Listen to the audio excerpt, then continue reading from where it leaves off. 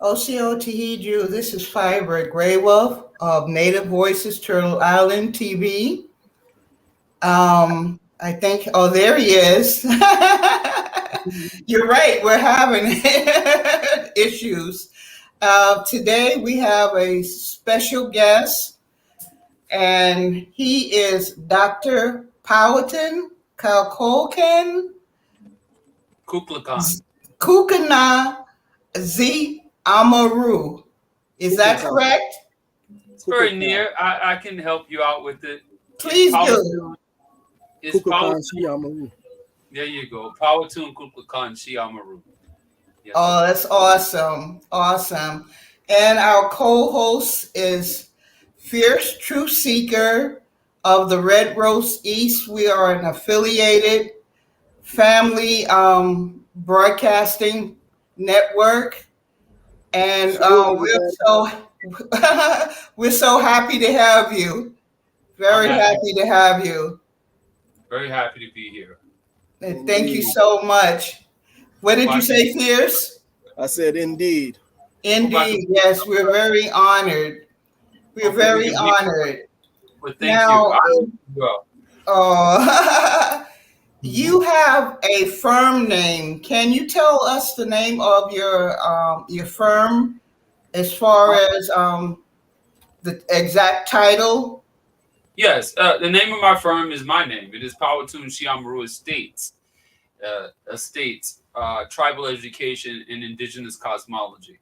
So we specialize in tribal education. We ensure that people within our tribe and also within other tribes who are interested in learning health, learning psychology, learning cosmology, learning farming, learning whatever it is that we need as a people to put us back in our rightful place.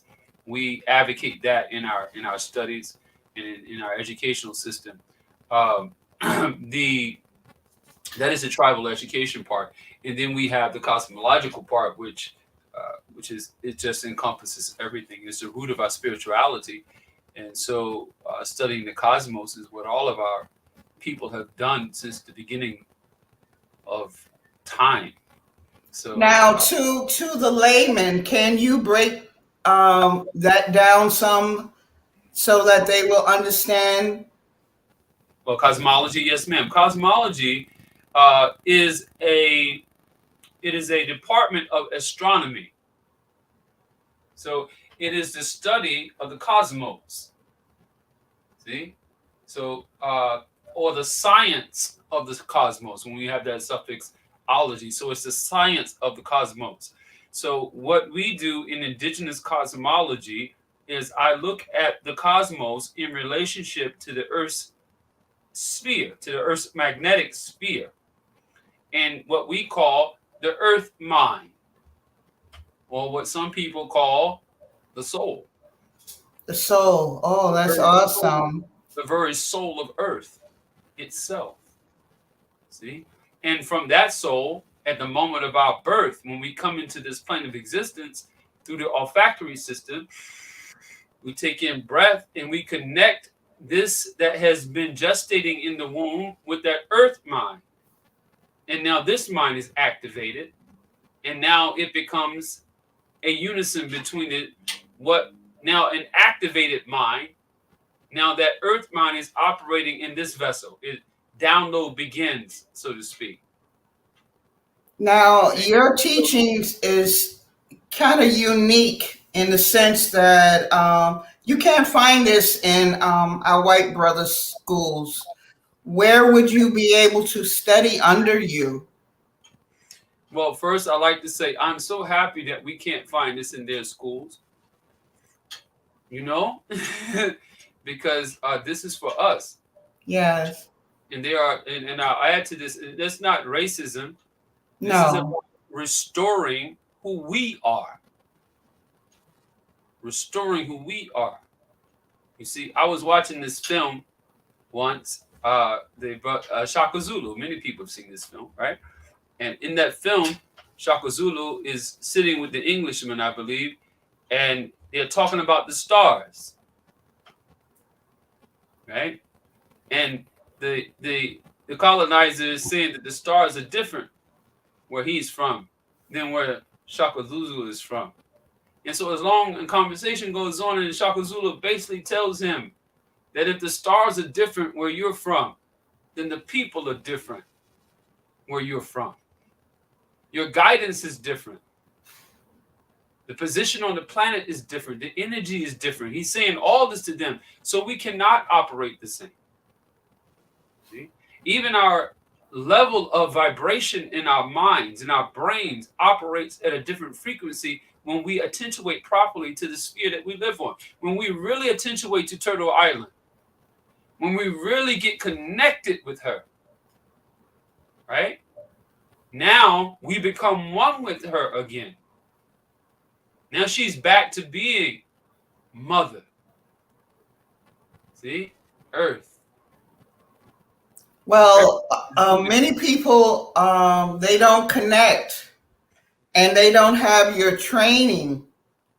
And I couldn't find you in a school per se. Where did you learn to connect so naturally that you are able to teach students? That's a good question. I have to be honest, and I don't want to sound weird or anything, but this is the way he made me. It's just the way he made me. In my mother's womb for 9 months, I was developed this way. See? Just naturally as a child. As growing up, always interested in mysticism. I'll tell you a little story. When I was a boy, I had this military metal box in my room. My sister would bear witness. Right? I had it lined with felt. And I kept my treasures in this little box. I won't say what they were, but I kept all my little treasures in this box. All my letters from my girlfriends or whatever. I put them in this box, right? And I put mystic on the top. Right? This was 40 years ago or more. I put it in my parents' attic when I left home at 17 years old. And so a few years ago, they dug it out and went through all my love letters and put all my business out through the family. But it was all fun. It was young stuff. So, but the point was, as I looked at this thing, it had mystic. It had all the ideas. The stars were drawn on it. Everything that I was thinking of at that time was on that box. And as I look at it and look at my life today, it was only a reflection of where I would become today. And that inquisitiveness led me. My father was a member of the Nation of Islam in his early life, and so he trained me in that way. And so as I went out into the world on my own, I sought that out and joined the mosque in Atlantic City, New Jersey, and became a student minister very quickly, and ultimately a minister of the mosque, where we began to learn the science of everything in life. And so we learned the actual facts and student enrollments of all the planets.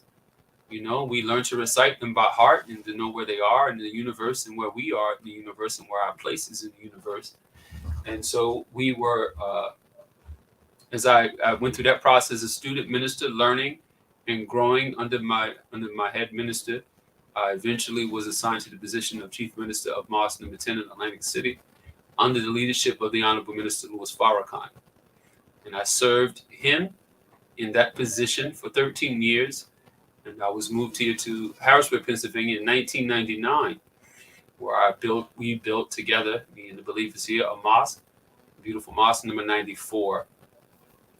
Around 2005, I saw interest in opening my own school of spirituality called the Sanctuary Academy of Universal Enlightenment. And so I began to do that and grow that, and then life happened. And when I started, when you start out like that, sometimes you don't get the support that you think you're going to get. And I'm not blaming others. It's just that I had a lot of resentment and anger within me at that time. So I was fighting my own demons in attempting to get to where I needed to be. I didn't know this interview was going to go this way, but I guess it's that time.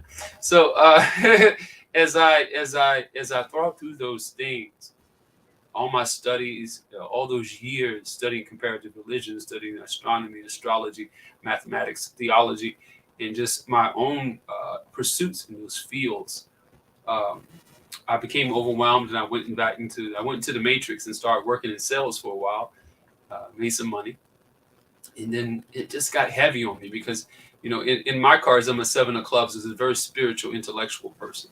So it was holding me like in a place where I didn't belong, but it was for a purpose. And then one day something hit me, and I said, "Call your brother."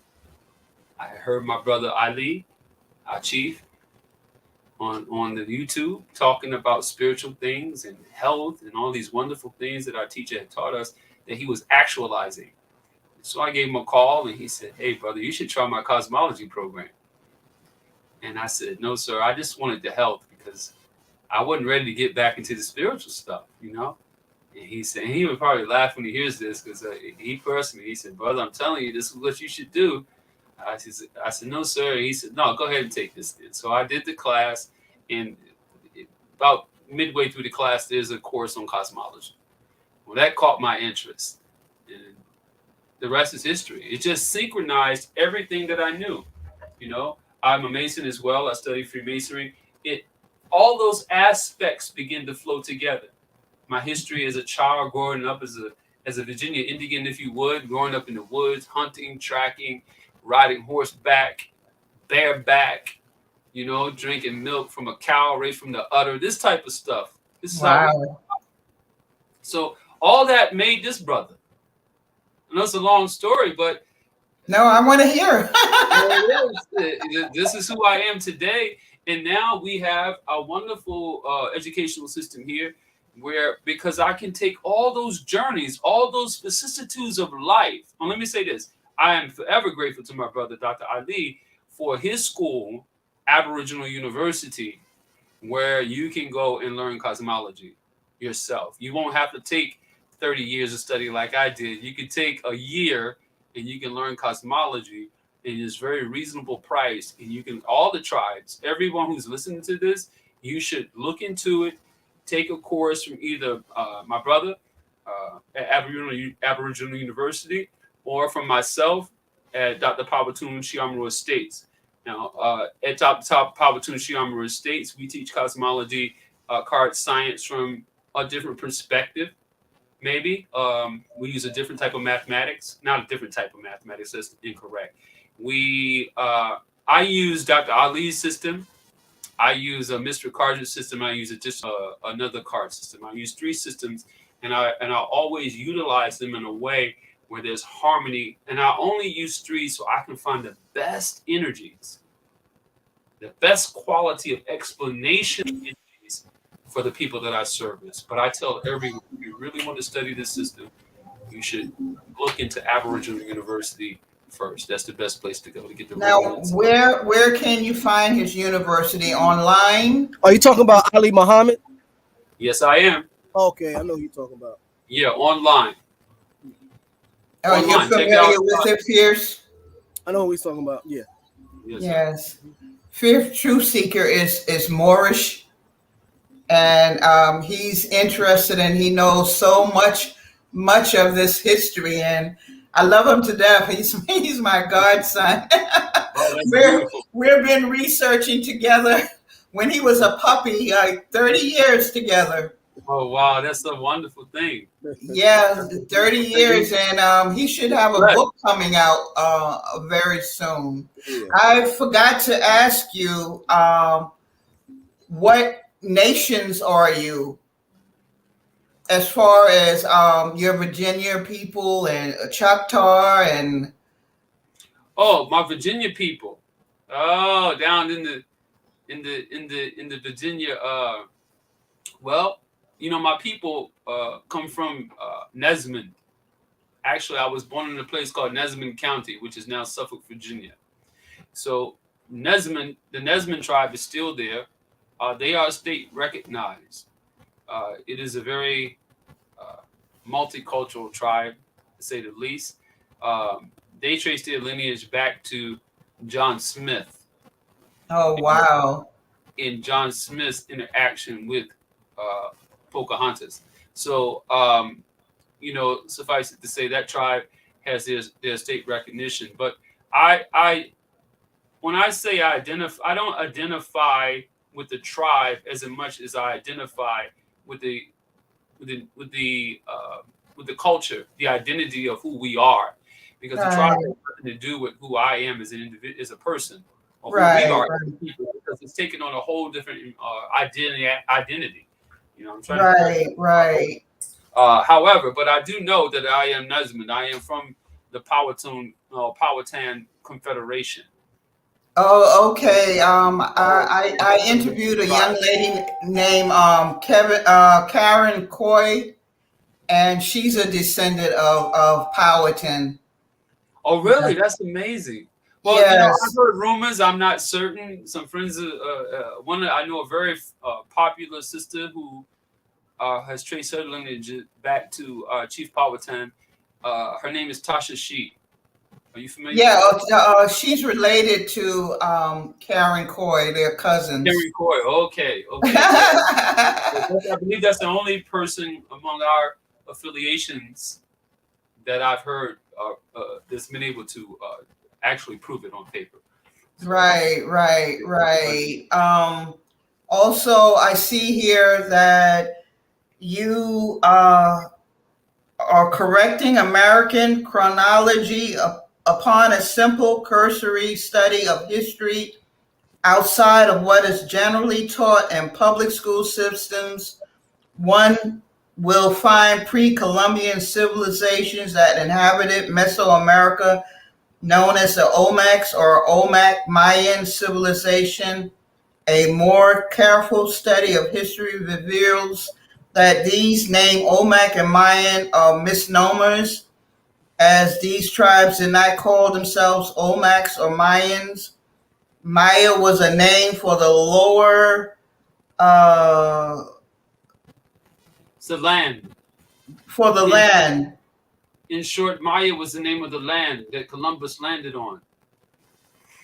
And these people self-identified as Z or Z AmaRu people. Sheep. Okay, educate me. Yes. The people identified themselves as the Tutul She. The XI is pronounced she, as like SHE. They never identified themselves as Olmecs. Olmec means rubber. And this is the region where rubber came from. So, of course, the European or the colonizer, named it after the resource that they stole from the region, not the people that were there. The people never identified themselves as Olmecs or Mayans. They identified themselves as the Tutul She or the She AmaRu. So the name Olmec means rubber? It means rubber. And what about the Mayan? Mayan is the land. Maya means land. The land, right? The land they were on, yes.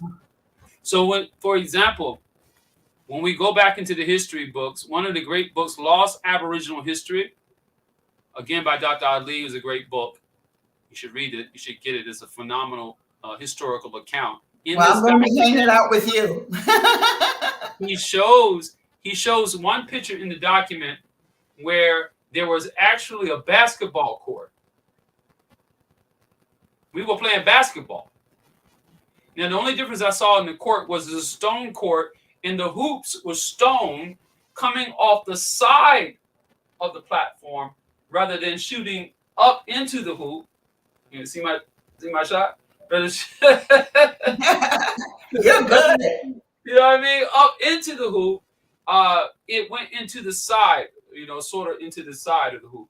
But it was played with a rubber ball eons ago. See, when we talk about our calendar, the oldest date on our calendar is 41 octillion years. And that predates. That predates everything. It predates pyramids. It predates the Anuka in Mesopotamia. It predates everything. It is the beginning. It is the beginning of time. It's when man, human beings, you and I, our ancestors, began to calculate time.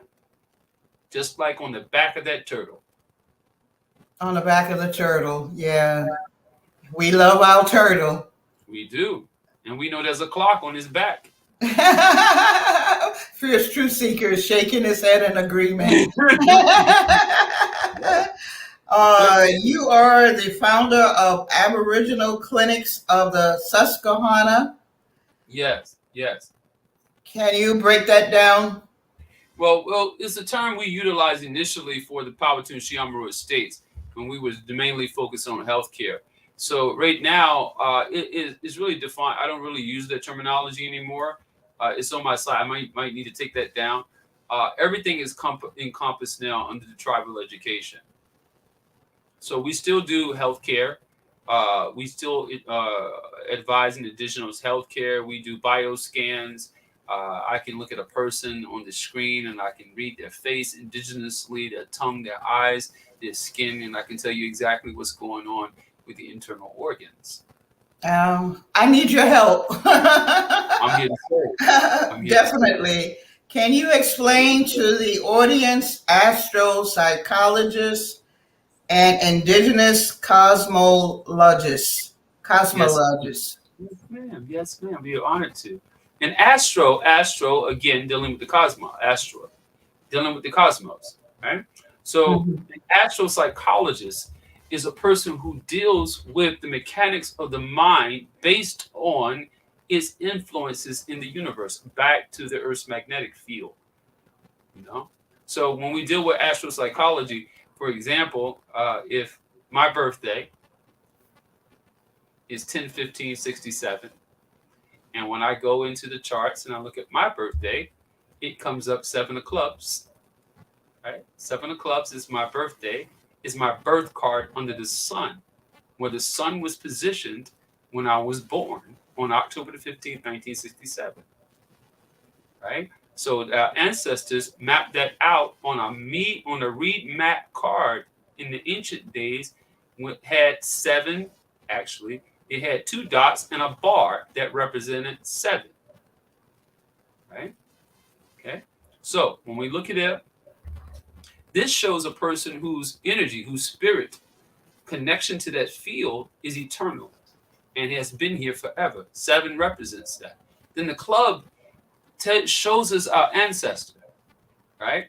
Because the club represents the ancestor air. So it represents writing. It represents reading, anything that the mind does or conceives in the air. The clover itself, or the club, is a clover. And it shows when it comes up in spring, the first to rise in spring and the last to go away in fall. And it shows us seasonal changes in our behaviors in our life. So we relate the cosmos to our being instead of separating it like the Westerners do, the colonizers did. They put you in a church for your soul. They put you in a mental institution for your mind. They make you go now to a gym for your body, when everything is separated, when everything should be in unison and flowing together. This is the premise of indigenous cosmology, that we have a flow of life. See, that flow just continues to go. When we look at the cards, you have 52 cards in the deck. We talk about indigenous cosmology. The cards are just a calendar. They're simply a calendar, not to make it complicated. The 52 are 52 weeks in the year. The 4 suits represent the 4 seasons. See? On one level, and you can go many levels on that. It could represent the 4 quarters of the year. See? It could represent the 13 cards per suit, represent the 13 weeks per season. See, there's so much ingrained in them. And my brother who studies Moorish science, you know that, and I say that not in the context of the Moorish science temple, but the science of the Moors, which we encompass all of it, would be better, right? Who studies the science of the Moors. So in studying that, you know that this is a calendar. For example, the Moors knew this, and the Moors are the one who were able to put the calendar together with the cards and put the images together for us and put this in a position that we could understand it today. You know, so that beautiful soliloquy right there, and it goes back. I don't want to leave that part out. These cards didn't start in South America. This didn't start in North America. It didn't start just simply on Turtle Island. There's a part of Turtle Island, there's a foot that fell off, right? I There's an was going to ask you about the cards. Where did the card science start from? It didn't start from the founding fathers here who fought over cards, and it goes much deeper. They came here for cards. They came here for the cards. Okay. Columbus came here for the cards in 1492. That was the objective of the mission, was to come and find out the religion of the Aboriginals. We had already sent envoys over to them. They knew of us and who we were. But after Grenada fell, and the Moors were expelled from Spain, then the devil had a way out. And so they sponsored that ship, and Cristobal Colon, or AKA Columbus, got an opportunity to come here. Well, he was dying to do in the first place in 1492. And that's when they discovered the faith, the religion, the idea, the moral concepts and ethics of the indigenous people, which was already inscribed on the cards when they got here. When they took them back, that's when they created the faulty cards, the tarot and all this stuff came much later. These cards came from Atlantis. Well, it's funny that you mentioned the cards, because I was just reading how the founding fathers got very upset because their card playing was being taxed by the British. Right. And I mean, they really, really got upset about that, and it led to the Revolutionary War and everything. And I couldn't conceive of why cards were so important to these people. But you're putting it all together, that was a part of something that they wanted and they needed. They needed it to calculate everything on this earth. Now, all the founding fathers, well, most of them were Masons. They were Masons, right? And they've had this wisdom. I mean, it's been in the Masonic libraries forever. I have books dating 1879, 1850 on this topic. The oldest set of playing cards it's in the French library, private library, is dated in the 1500s. So no cards.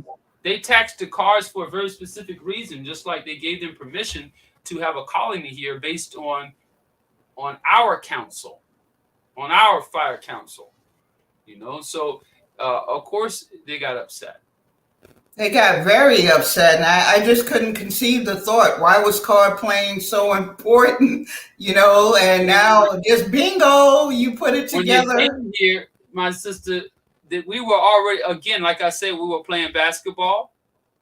We had the cards when they came here. Wow. We had the cards when they came here. We had the basketball when they came here. We had all these things when they came here. We were using these cards to calculate our daily life. They still use the Mayan calendar in Mesoamerica. You still have Mayans in our people.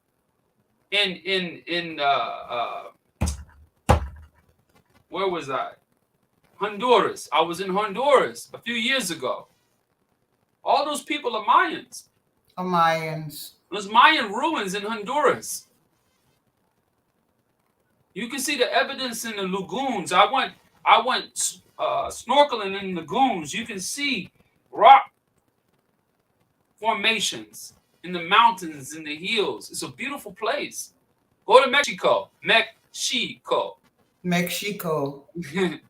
to Mexico, and you can see the evidence of us. There are whole cities of what they call Afro-Mexicans, which are not Afro at all. These are indigenous people. See? I wanted to ask you a question about the founding fathers being Masonic with the cards. Were they doing rituals as well, or? I can't say they were doing rituals with the cards. I don't have any evidence to state that. But if you're a Mason, you're doing rituals because it is based on rituals. So you have to do rituals. They were doing, they calculated based everything that you see that took place. Even the Revolutionary War was based on constellation of stars and the timing of that. Thanksgiving was created under a certain constellation. Christmas is created under constellation. Everything in this country is built under constellation. Washington, D.C. is structured under many constellations. And every edifice there is structured under constellation. And Now, so our governments under constellations. We should have our tribes. When we develop a tribe, when we develop a region within our jurisdiction, we come together as a cosmologist and we look at the constellation. We look at the time and the calendar in which it's a proper time to begin this event so that it can have the best success. And we chart that event through its life to maintain its energy and balance so it can continue to move in harmony with the earth. This is how the tribe, this is what we have to come back to. I think it's more important than, trying to prove to the Eurasians that we're Indians. Who cares if they care who we are, what we are? We know who I we don't. Do you fear the truth seeker? Do you care? What do I care about a Eurasian and what he thinks of me? You were doing nothing with the land when the colonizer came here. The Eurasian was still sitting in his teepee. I'm a Muslim. The Honorable Elijah Muhammad said you were sitting in your teepee, smoking dope. Mm-hmm. You weren't doing nothing with the land. Don't say you were doing it. All that stories and all those lies about the, how you were living in the movies. New York City is over 2,000 years old, right? I can go to Philadelphia right now and look at the Philadelphia Museum, and that's built on top of an indigenous mound. There's a mound. I've walked all the mounds in my region here. You see? And I say that to say what? If you were living in the TP when the colonizers came here, you were doing nothing with the land because there were people all around you flourishing in modern civilization. Well, I know Thomas Jefferson had a mound on his property, and he was digging up bodies and probably doing rituals as well. Well, Thomas Jefferson was a very sick individual. He was a child molester. Really? Yes, he molested Sally Hemings. Oh, yes. She was a minor. Yes. I like to call a thing a thing. I don't like to say he had sex with his slave. No, he's a pedophile. He was a pedophile and a child molester who had a secret dungeon in the middle of his house where he enslaved a young girl and raped her repeatedly and he bared his children, which he in turn enslaved and sold his own offspring. Right. This man was the head of the government of the United States of America. Probably a lot of them were pedophiles. Oh, God, yes. But we know the evidence of this man. Yeah, Benjamin Franklin wasn't a goody-goody either. He was quite a womanizer in his day, so I wouldn't put that past him as well. It's even questionable whether he is real. Oh, Benjamin Franklin? Yeah, whether he's Benjamin Franklin or Benjamin Banneker. Some people debate whether he is the real Benjamin Franklin or if Benjamin Banneker's great scientific discoveries, Benjamin Franklin's great so-called scientific discoveries were really Banneker's discoveries, and yet they just whitewashed and put a white face on it. Good point there. Very good point. Very good point. Strong evidence pointing towards that. Now, I believe anything, when it comes to his story, not our story, but his story. What do you have to say, a fierce truth seeker? I can't hear you.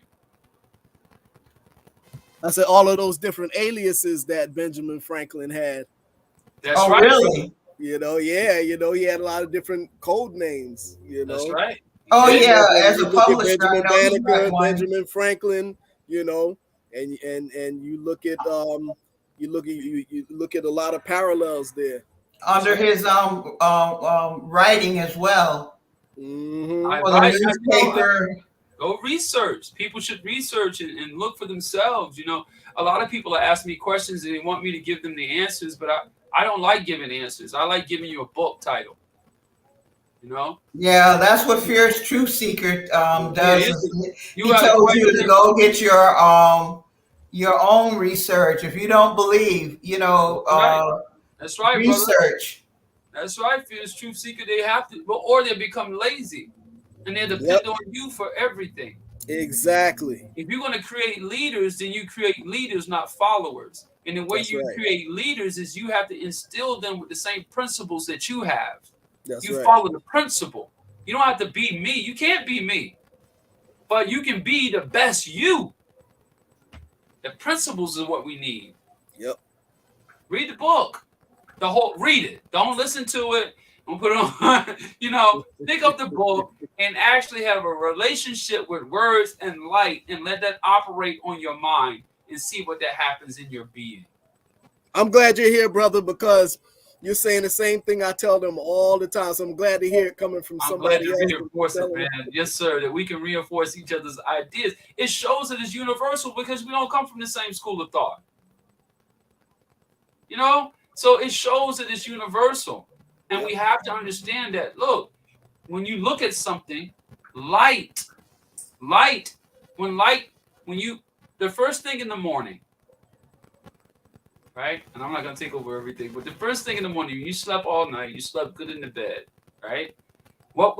You were sleeping good because melatonin was manufactured in the brain and caused you to be in that deep state of sleep, where your outer awareness now turns inward. Where when the melatonin kicks in and it's dark in the room, that your outer awareness turns inward and you're focused on the inward reality. See? So this is why you sleep well. You're not concerned with the outside world. You can rest. But the moment light touches the iris, the melatonin now is transferred into serotonin. Now you have a daytime neurotransmitter, right? Now you're wide awake and alert, ready to go, right? Now, let's take this to reading. When you open a book and the light and that word, which is a code, words are codes. When that code hits the iris, something is manufactured in that serotonin in relationship to that word. And in the book, as they say in their Bible, that the word, in the beginning was the word, and the word was God, and the word became flesh. But how? Here. The auditory, the visual, the taking in of the environment through light is how we observe the outside world. In the dark, in the womb, is how we observe the inside world. Wow, that's amazing. I see here that you're a member of the Aboriginal Medical Association. Yes, ma'am. Could you tell the audience and educate us a little bit? The Aboriginal Medical Association is our plebiscite actually is our gross national product for ARNA, the Aboriginal Republic of North America. And it's a gross national product because it is a knowledge and wisdom and an understanding that all our people need and require. So the Aboriginal Medical Association allows us an educational process to learn about the human being from the inside out. And we learn every aspect of, like I just shared with you, my dear sister, Queen, mother, how to look at the skin, and we can tell if something is going on with your liver and your body. I look into the eyes, the tongue, the teeth. I have thyroid issues. Yes. Well, let's talk about that. We have wonderful indigenous doctors that can help you with that right away. So wow, we have that's wonderful. And aid all the people. This is why I wanted to come on, because I don't want to see any more separation. Where we have resources where we can help you, and you have resources where you can help us. It's time there's a food shortage going on. Yes. We need to connect for food. We need to connect for water. We need to connect for resources. We might need to be connecting for hunting grounds again. So if someone's in the South, got places where we can hunt. Because as food begins to get scarce, we might have to go back to the old ways in some cases. A lot of people have that. A lot of people have that concern. It's real. Gas is $15 a gallon now. I saw a fellow the other day said he told his wife to get dressed up. He was going to take her somewhere expensive. They went to the gas station. And there went the dinner, huh? Yeah, the gas station was enough.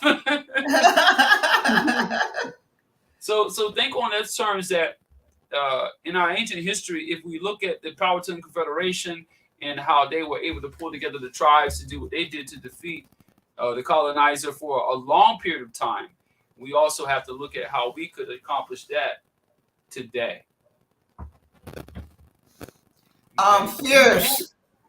Fierce, can you read some comments? Yes, I can. All right, so we have, can you hear me? Yes. Okay, let's see. So we have Halam Yisrael says peace to the family. Peace, brother. He also says he's honored to be here. And then we have AmaRu Arsaga Shi Ali. He says peace, God.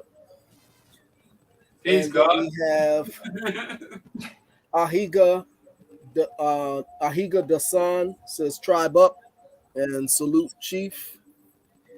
And we have Reiko Whitlow says peace to the people. And we have Living on the Wing Johnson says thanks for sharing this knowledge. Thank you for having me. And Thank Halam you. Israel says on behalf of Pawahtuun Shi AmaRu Estates and the Tribal Education and Indigenous Psychology Firm, we are eternal grateful to the host and her staff for having us, and we look forward to building. And also Demetria Bester says peace and blessing. Peace and blessings, family. Thank you Peace so and much. I blessings. appreciate it. That's a lot of love. Thank you. Yeah.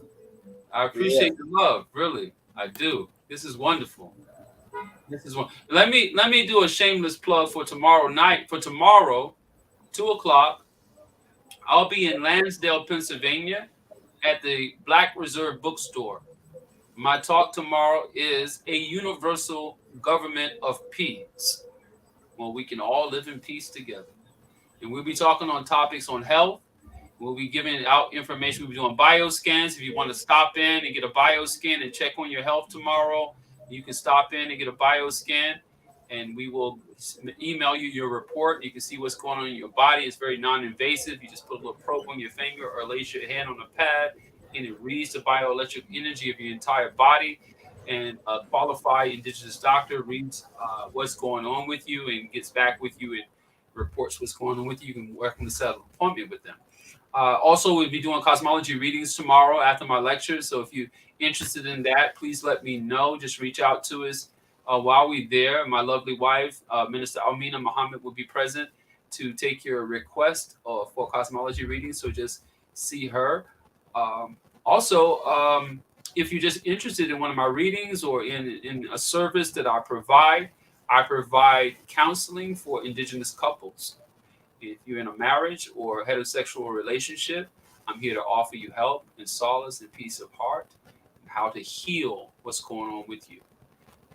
I want to show a little film clip of one of your classes, if you don't mind. You're more than welcome. Okay. I hope it's a good class. I'm sure. I want you to just think in that area. Okay, close your eyes. Hold your chest up. Remember, I told you how to breathe deeply. Take the breath down into the solar plexus. Your belly should expand. Hold it. Exhale through the mouth. Allow the diaphragm to go up. Okay? Again, through the nose. Down again. Exhale.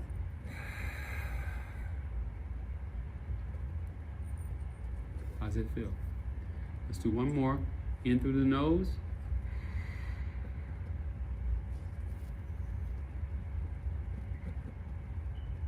Out through the mouth.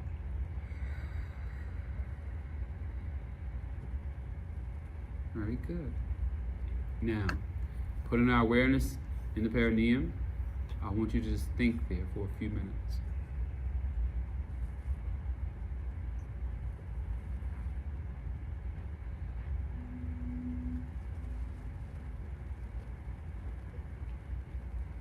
Hold your thought there. When your mind starts to wander, bring it back.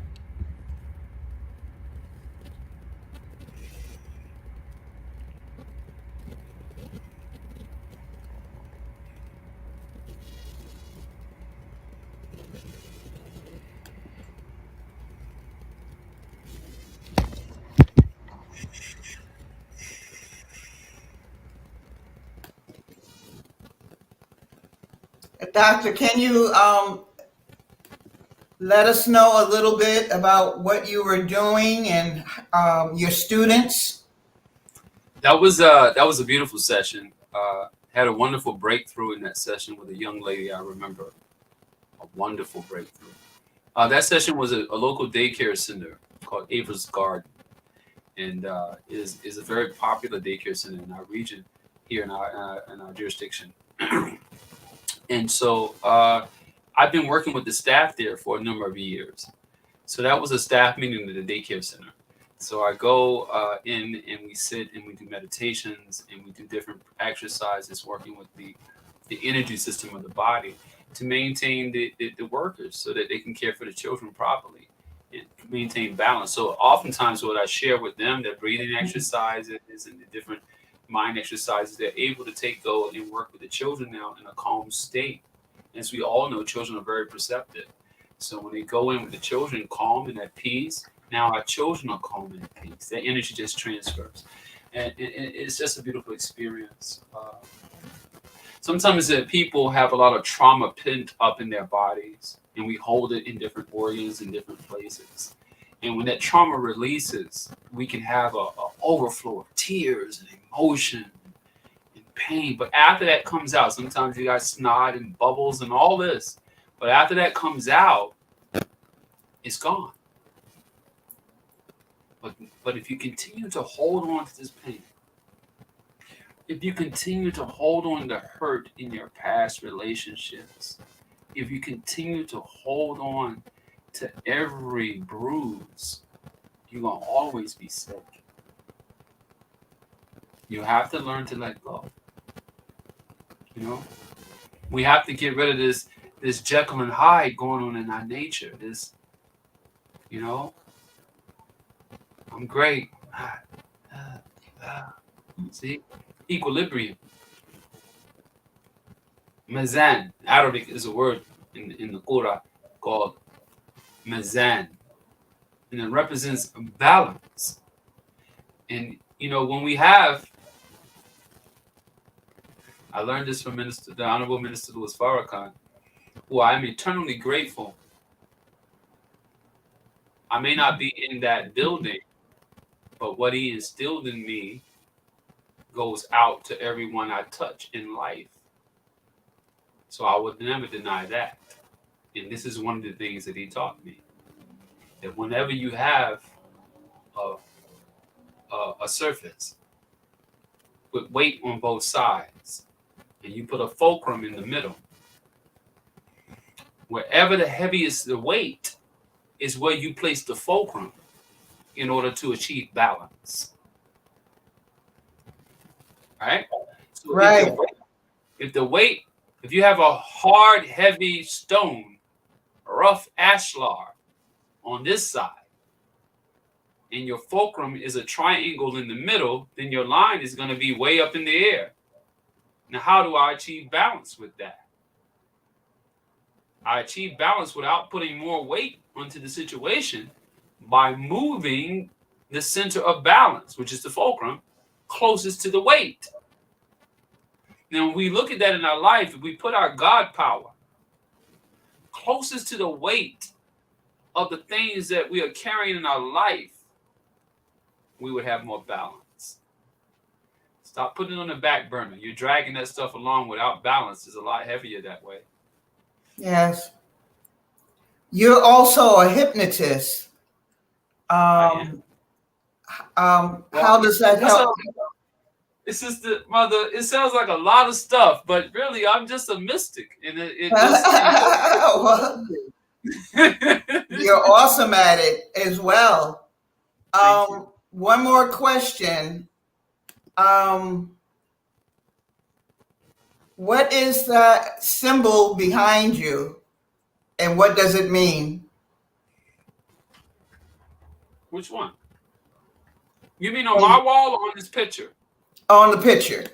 Oh, okay. The picture, the symbol behind me is my family crest that I had designed. Really? Mm-hmm. I wish you could see the whole thing here. But yes, it is my family crest. In this crest, it is the mathematical composition of my birthday, my wife's birthday, and my 3 children. Oh, that's awesome. Yeah, now, do you have any books that we could buy or working on a book? Actually, I'm working on my dissertation that I hope to complete. I need to complete it by August. I'm hopefully I'll complete it by August before I summit. That is my goal. When that is complete, I have other things that I've written, but I don't plan to release anything until my dissertation is completed for Aboriginal University, which will be by June, by August. And at that point, I hope you all will get it. It's called the 52 Leaves, or the emblematic meaning of the 52 leaves. And it goes into a deeper understanding of all the cards and the personality types that are outlined in those cards. That's awesome. For now, I would love for you to visit my website at pawahtuunkukolkan.org. On there, you can schedule an appointment for one-on-one consultation for a year-long set of consultations dealing with a year-long birth report with quarterly sessions with me to help you through whatever issues that you're going through. I have many different options there, so feel free to browse. And if you have any questions, just give me a text. I prefer a text; it's a lot quicker. Oh, I'll be in touch. We probably both will. So if you want to put my number up, it's 223-322-9982. That's 223-322-9982. And I'll be Fierce, can you type that in the chat? I can put it in for you. Oh, I appreciate it. Fantastic. Right? Well, is there anything else I can offer us tonight? Just one more question. I dominated all the conversation. I fiercely get a chance to talk too much tonight. Okay, you mentioned something about Pawahtuun, and then I'll let you go. No, Pawahtuun's blueprint. My blueprint? Pawahtuun. Pawahtuun's blueprint. These are my Pawahtuun and Pawahtuun sound a lot alike, don't they? They do. You think that's coincidental? I was wondering if it was one and the same. Let me share something with you. Okay.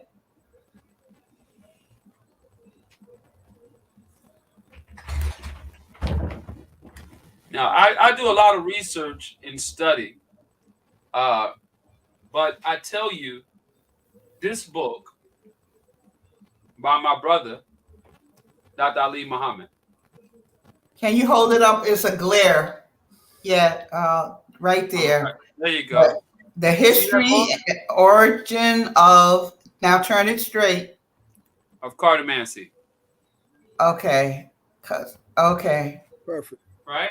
Now, in this text, this is our textbook for Aboriginal University dealing with the cards. If anybody's interested in the course, again, go over to the ARNA website and you're able to sign up for the course. But I wanted to share this with you about the names because it's so important to understand.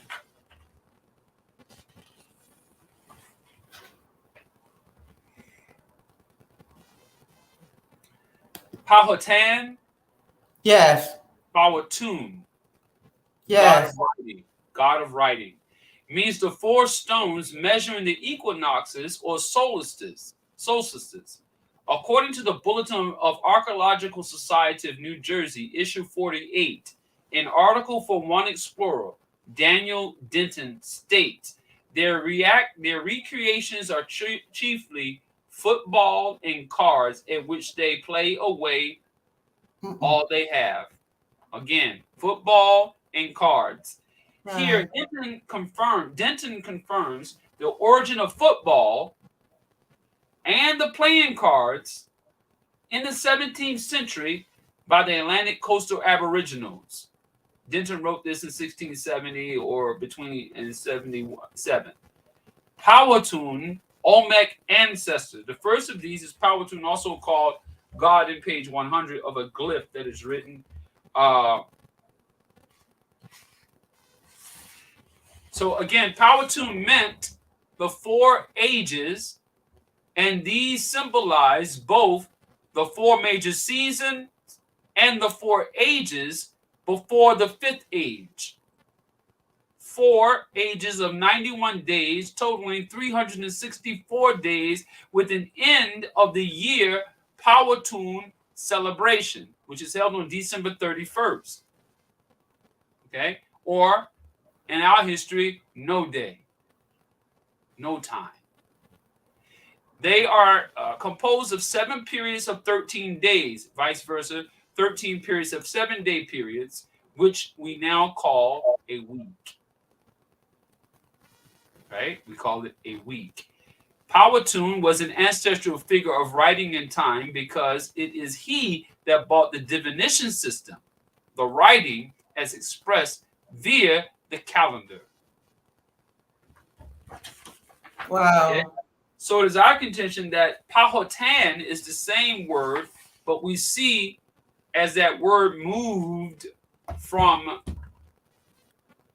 the Mesoamerican area and migrates upward north a bit in using its dialect, its syntax changes a bit, but it is our contention it's the same word.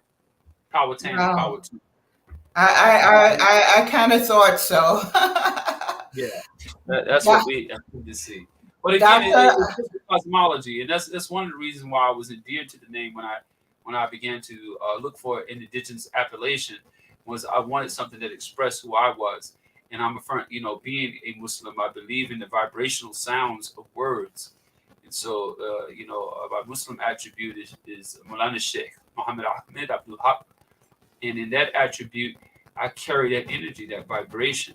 So I knew of that, and I wanted to bring that into an indigenous way of thinking when I chose this name.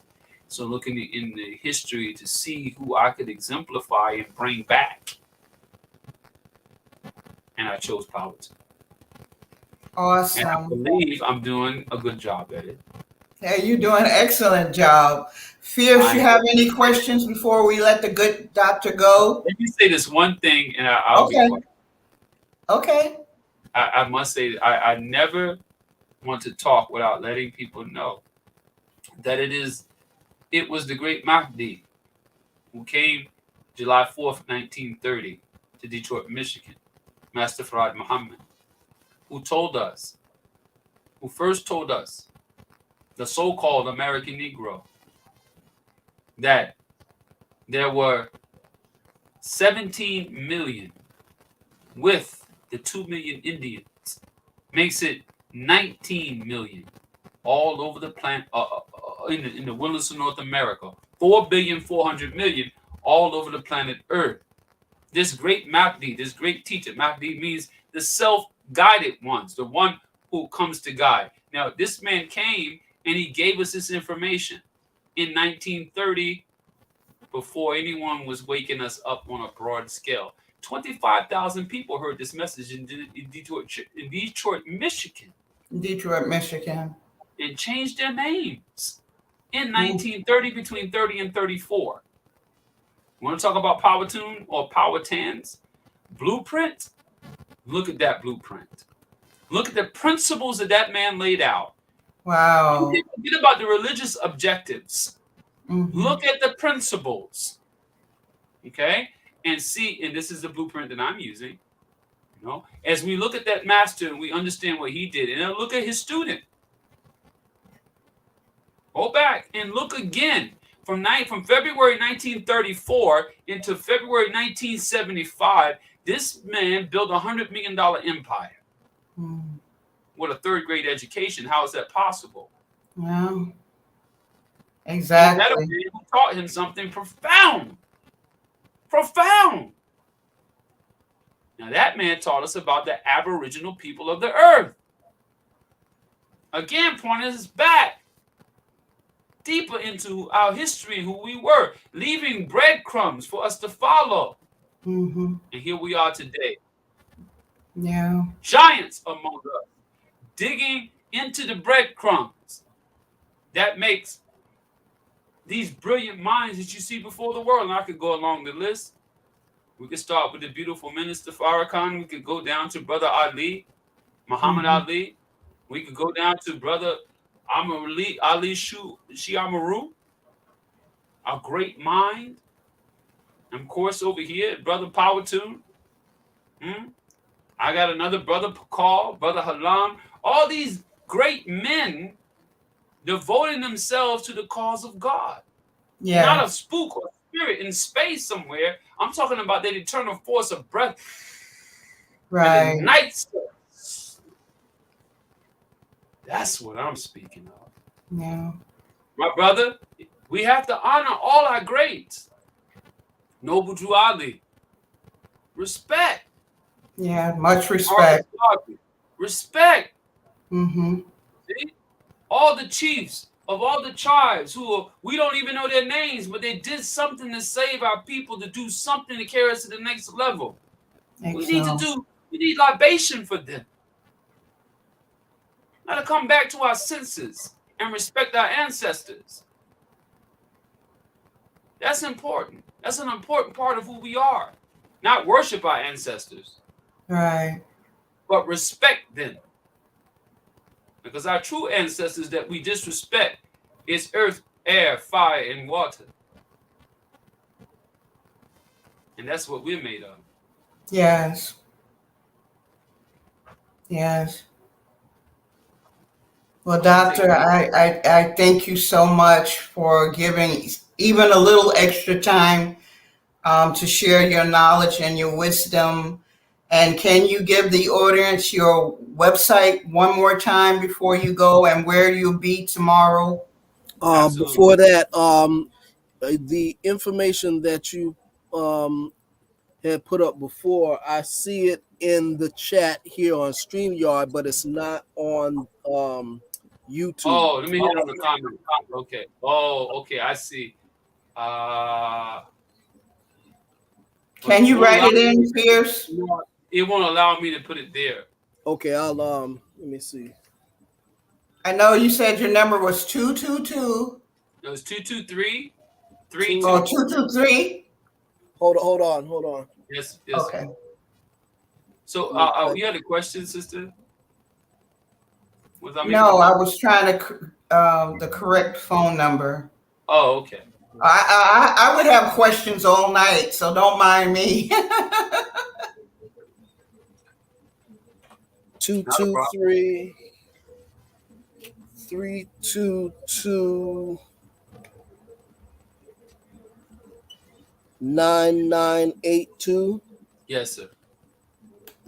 Correct. And the website? Pawahtuun AmaRu.org. O-R-G.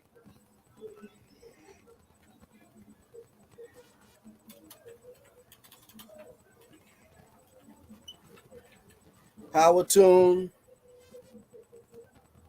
Give me that again. XI. .org. Yes, .org.